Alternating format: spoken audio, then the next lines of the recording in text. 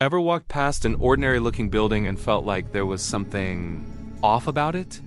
Something you couldn't explain, but your instincts told you there was more happening behind those walls than anyone could see.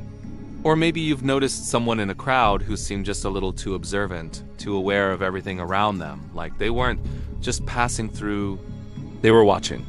What if I told you that feeling isn't just in your head? What if right now, in the exact city you're living in, there are people operating in plain sight who are part of a hidden global game most of us will never fully understand? Today, we're not talking about Hollywood spies or fictional agents with gadgets and car chases. We're stepping into the real world of modern espionage, a world where the players don't hide in shadows. They hide in normal lives. And here's the unsettling truth. You may have already crossed paths with one. But before we go deeper, understand this modern espionage isn't about invisibility anymore.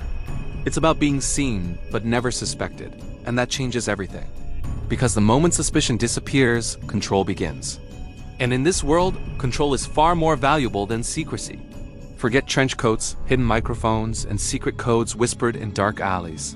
Today's spies are far more sophisticated and far more dangerous. They walk into offices, attend conferences, shake hands, give speeches, publish research papers, and even appear on television. They are diplomats, journalists, consultants, engineers, and academics. These operatives fall into two main categories, official cover and non-official cover, also known as NOCs. Now, on the surface, both may look identical, but the difference between them could mean life or death. Agents operating under official cover are usually stationed in embassies or consulates. They carry diplomatic status, which gives them a powerful shield immunity. If they're caught spying, they're not arrested like criminals. Instead, they're quietly expelled, declared persona non grata, and sent back to their country. It's almost like a professional warning in a global chess game. Everyone knows they're spies, but no one says it out loud. They attend diplomatic events, build relationships, gather intelligence subtly, and sometimes attempt to recruit insiders. It's controlled, calculated, and strangely accepted. But here's where it gets more unsettling, because this visible layer of espionage is not the real threat. It's just the surface. The real game begins where visibility ends. Because beyond that exists a completely different breed of operative, the NOCs. Non-official cover agents are the real ghosts of this world. They don't have immunity. They don't have protection. And if they get caught, they're on their own. Their government will likely deny they even exist. Think about that for a second. Imagine living an entire life that isn't yours. A fake identity so detailed that even your closest friends believe it. A career, a backstory, relationships, habits, even personality traits. All carefully engineered over years. That's what NOCs do. And over time, something even more disturbing happens. They stop acting. They become the identity.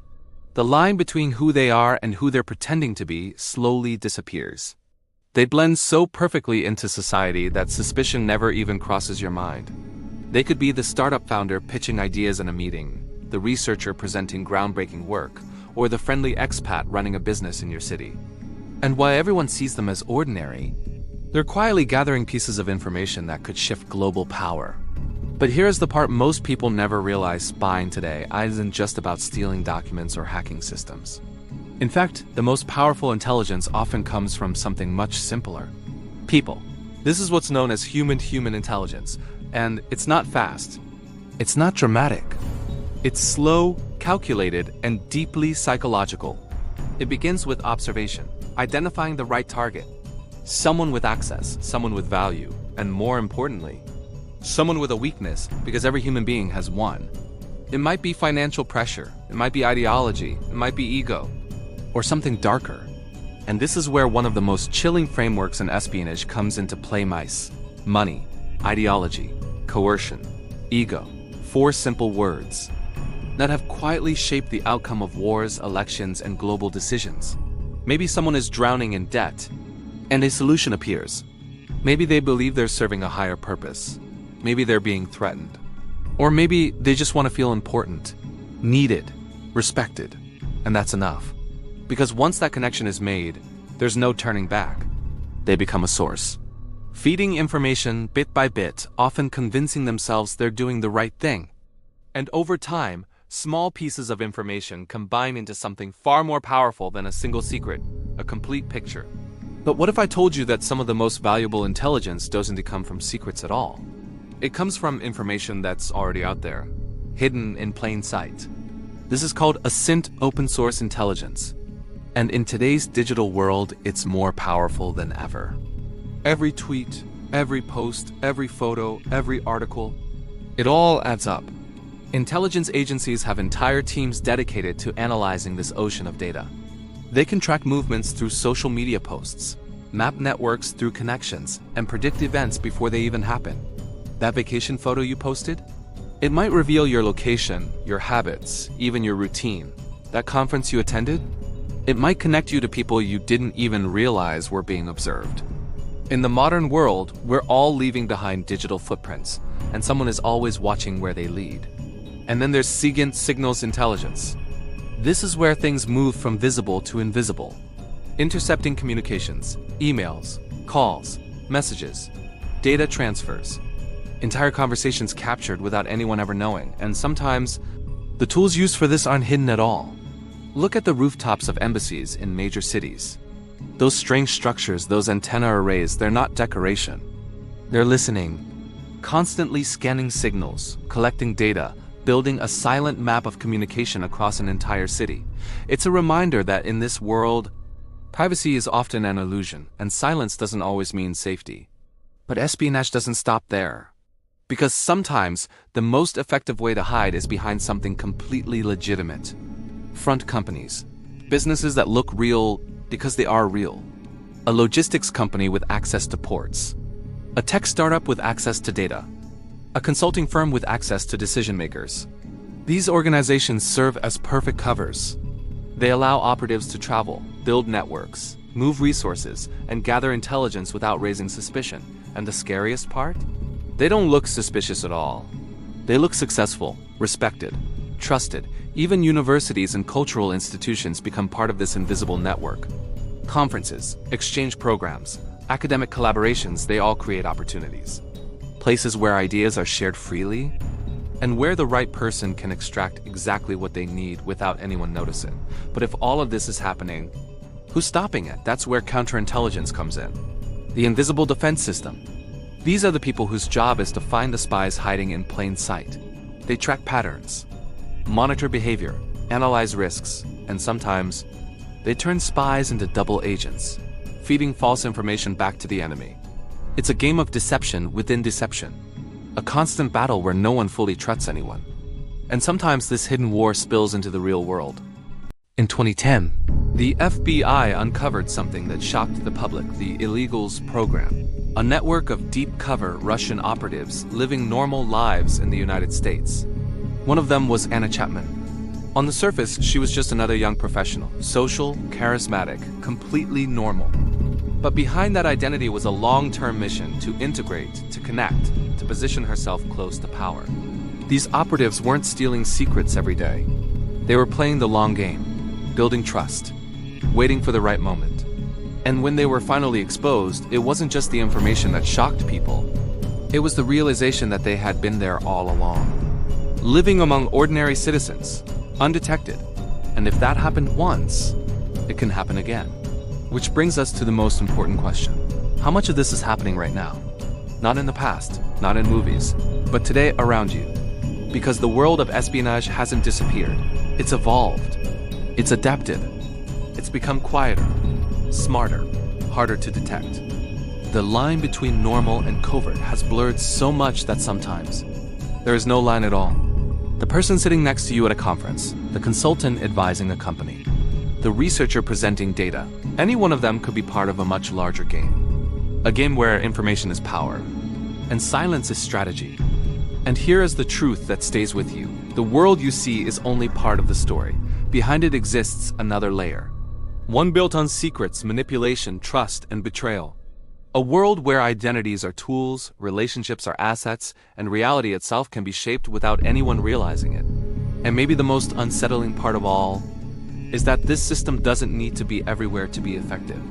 It only needs to exist in the right places at the right moments, influencing the right people, quietly, precisely, invisibly.